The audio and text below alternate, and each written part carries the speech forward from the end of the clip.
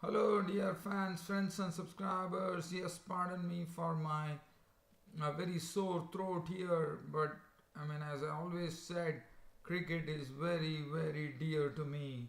So I'm out here today on this cricket show talking about telling you that the particular group, the England versus Australia match, which was in Group A, has been decided, and the two teams that are going to the semi-finals of the ICC Champions Trophy 2017 are hosts England, and Bangladesh would be absolutely happy with the result here because Bangladesh have made it to their first ICC Champions Trophy semi finals.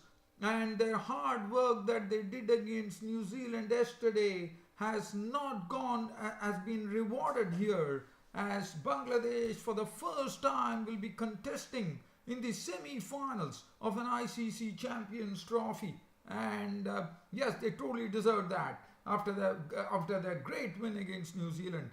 And as far as England are concerned, well, England won the match against the Aussies by the Duckworth-Lewis method with the rain coming in, but they were in absolute control of the match. There was nothing to really worry about. There were just 37 runs adrift with 10 overs remaining, and they had a very well set Ben-Stokes at the crease, not out on 102. It didn't matter. In the end, it was a Duckworth-Lewis result, and Bangladesh would definitely take it, as England were the ones who were the victors by 40 runs by the Duckworth-Lewis method. And also, just going away from the ICC, and tomorrow the ICC Champions Trophy sees another knockout match coming. So Australia have been packed. Australia are out of the ICC Champions Trophy, and as far as the India and South Africa is concerned, that is going to be played tomorrow. That's on a Sunday at the Oval. And India versus South Africa is also a knockout match. As we know, every match which is coming in now is all a knockout matches. As Group B is another pool which is very, very interesting. So the two teams now to reach to the semi-finals, England and Bangladesh have reached the semi-finals. And as far as tomorrow's match is concerned, that should be an humdinger according to me. India versus South Africa.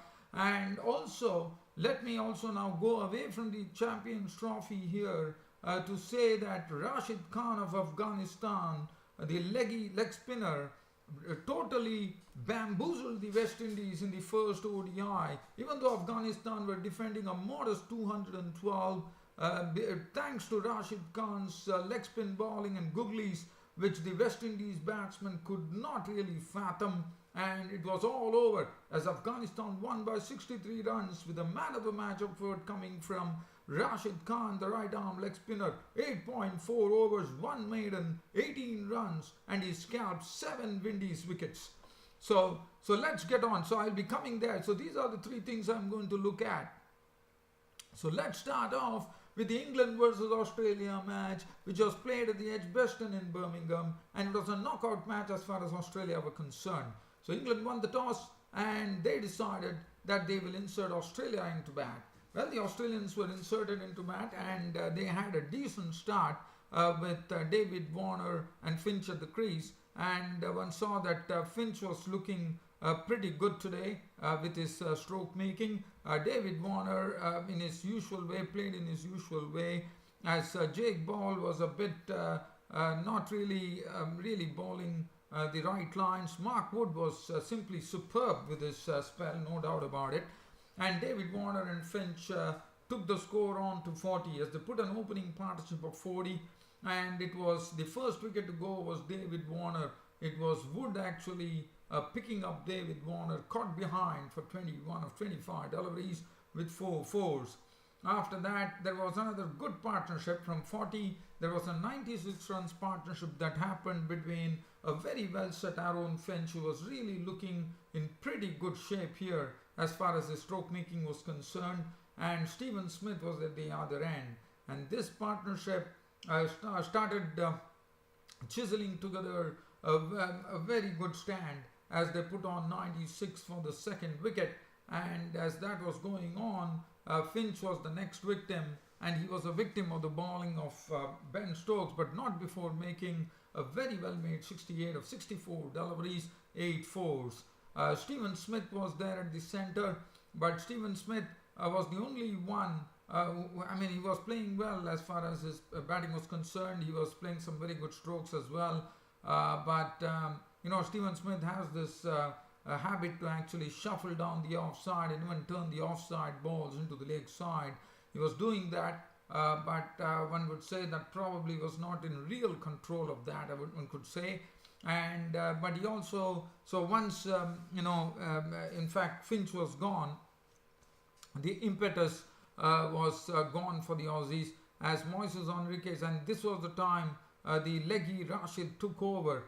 Wood and Rashid really ran through this Australian innings, barring the innings of Stephen Smith, who was caught by Plunkett of the bowling of Wood, as Smith actually drove a ball into the mid-off region, and Plunkett actually taking the catch. He was gone for 56 of 77 deliveries with 5 fours, and it was only Travis Head who actually waited there and played a very good innings to take Australia to a score. In fact, Travis Head was the one who really settled things a bit for Australia.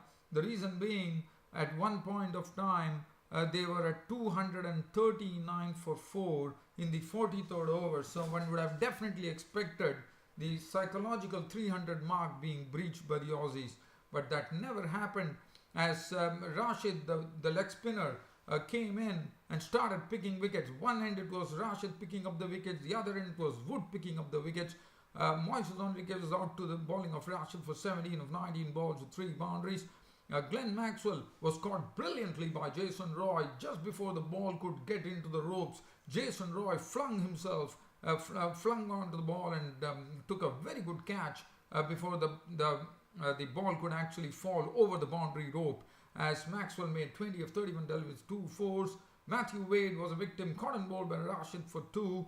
Mitchell Starc was caught, root bowled Rashid for 0. Cummins caught and bowled Rashid for 4. Adam Zampa's furniture was disturbed by Wood for 0. Thus, with Hazelwood not out on 1, but Travis Head played a good hand. He really did a good job after Finch and Smith, one could say, as Travis Head was the one. Even though at 243, when Maxwell departed, he was seeing wickets fall all around him, he stayed there and played some very good strokes and showed his utility to the team, as he made an unbeaten 71 of 64 deliveries, 5 fours and 2 sixes, and Australia's score stood at 277 for 9 of their 50 overs. The bowling, we have to mention 2 names here. One is Mark Wood. He was simply splendid. 10 overs, 1 maiden, 33 runs and 4 wickets. And Adil Rashid with his leg spin bowling was also quite a handful. 10 overs, 1 maiden, 41 runs and 4 wickets, sharing the points there. 1 wicket to Ben Stokes, 8 overs, 1 for 61. Got a bit of clatter from Travis Head and other batsmen as well.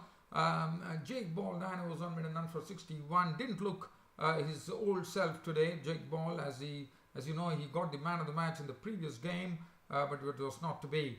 Adil Rashid, as I said, Moeen Ali 5 overs 24. Liam Plunkett was a bit costly as well. 8 overs, no maiden, none for 49. Now England were given a target of 278 runs to win the match in the 50 overs. It was Jason Roy and Hales who opened the batting.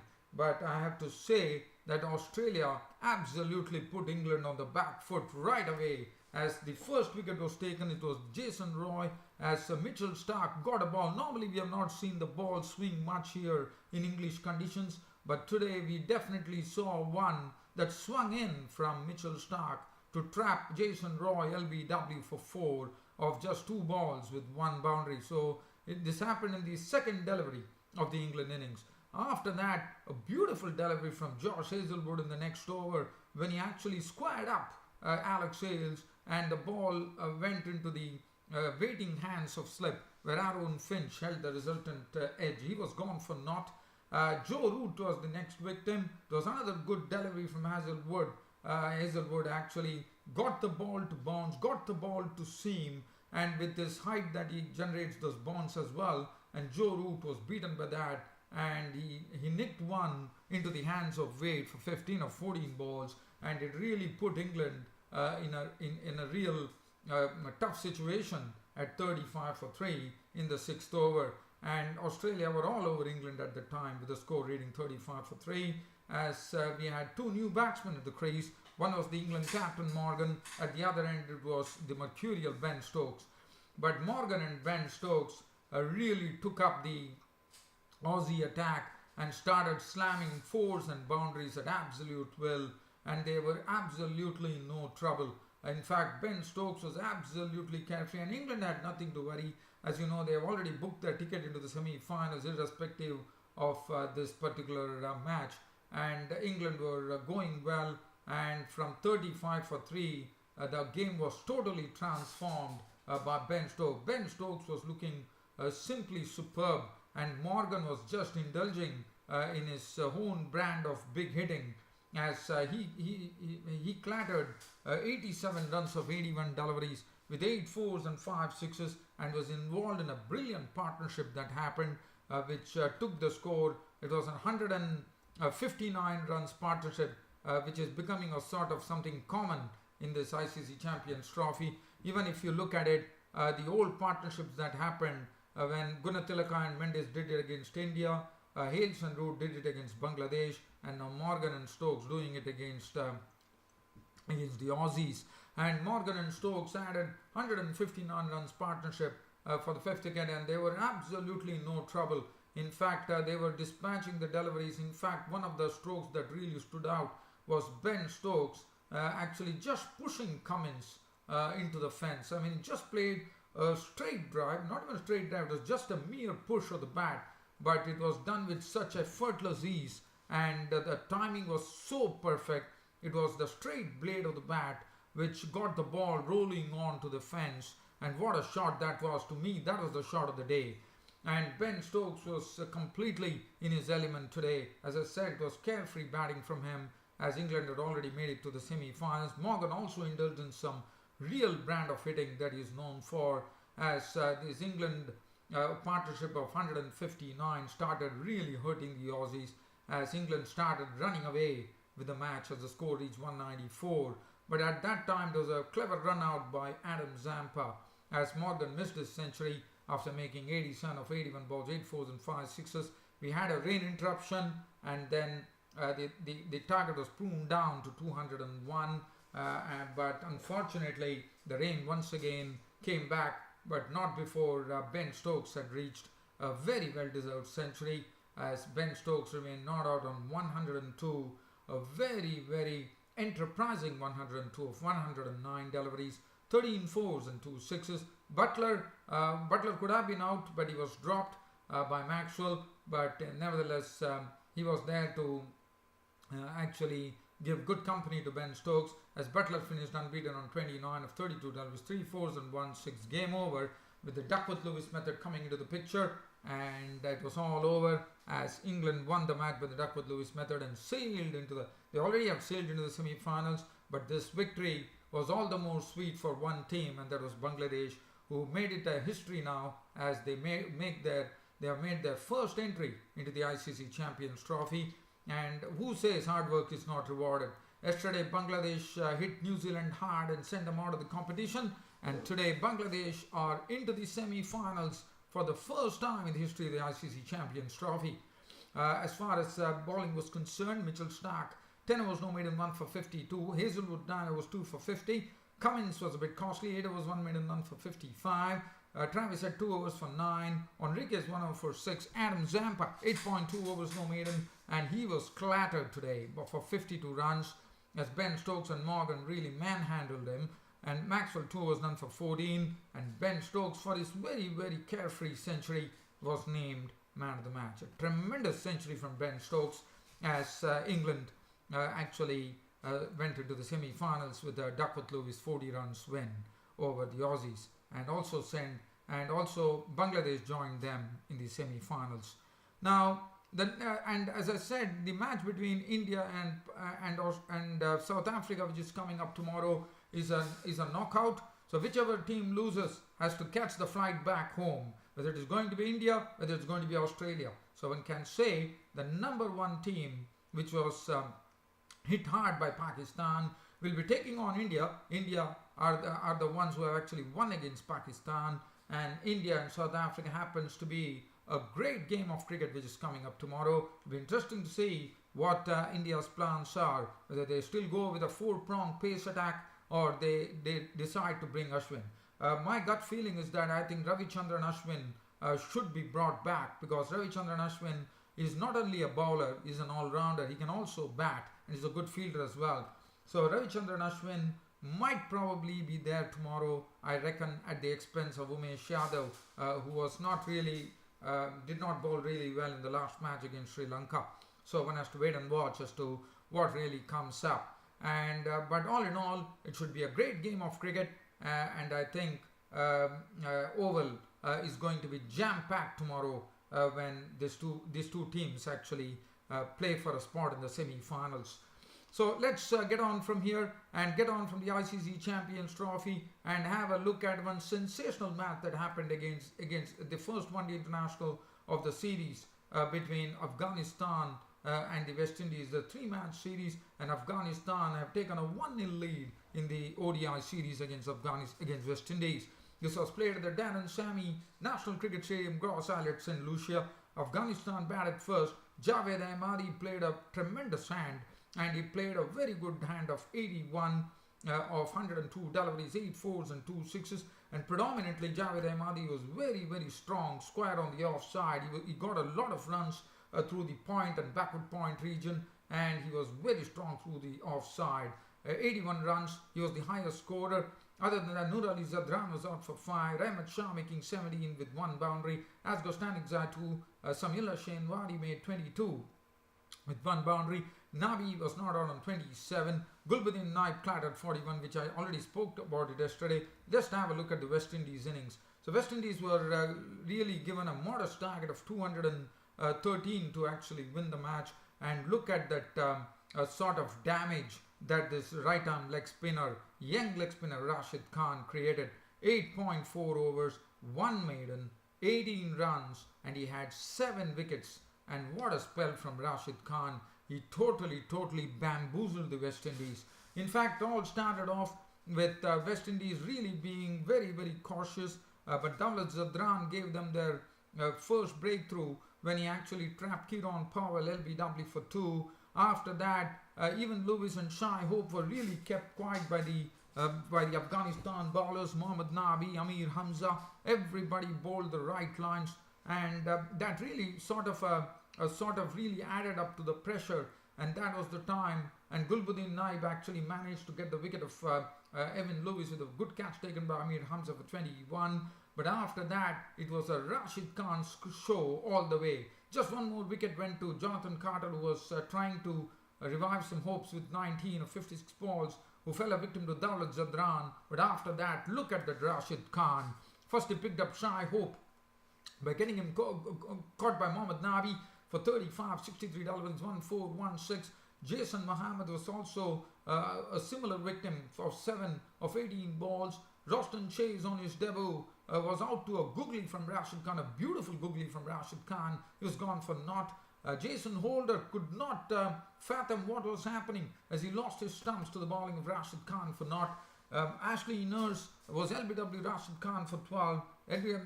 Alzari Joseph briefly survived with a big hitting 27 of 35. There was 2 fours and 1 6. Again a victim of Rashid Khan, and Rashid Khan finally bringing an end to the proceedings here at the Gross Islet with an Afghanistan victory over the West Indies. This is the first victory by an associate nation by Afghanistan over a full member nation, and that is the West Indies. Cummins bowled Rashid Khan for 5. Gabriel was not out on 2. Afghanistan were absolutely full of joy as they bowled out the Windies for 149, as Afghanistan won the first one-day international by 63 runs. And Rashid Khan of Afghanistan undoubtedly was the man of the match. What a spell from Rashid Khan. The West Indies could not understand as to what he was bowling, whether it is a leg break, whether it is a googly. They didn't know whether to go forward, whether to go back. His skitty delivery is really zipping off the pitch.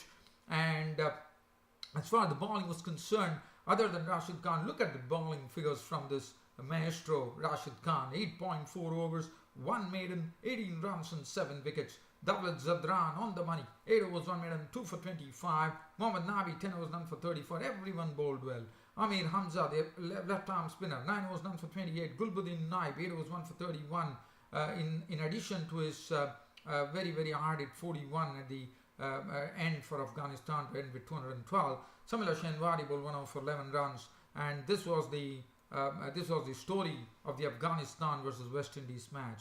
Well, dear fans, subscribers, that's it from me, your host Ram, for today's Cricket Happening show. It's about time for me to wind up on this cricket show by telling you that tomorrow I'll be back with a cricket summary of the India versus South Africa clash, a knockout clash, as this is India versus South Africa match, which will determine as to which team will go into the semi-finals of the ICC Champions Trophy in Group B, and should be the first team as well.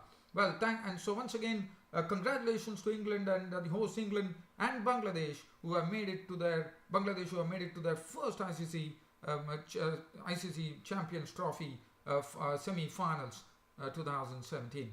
Thanks for your company and thanks for watching Cricket Happenings. This is your host Ram, finally winding up. Thank you.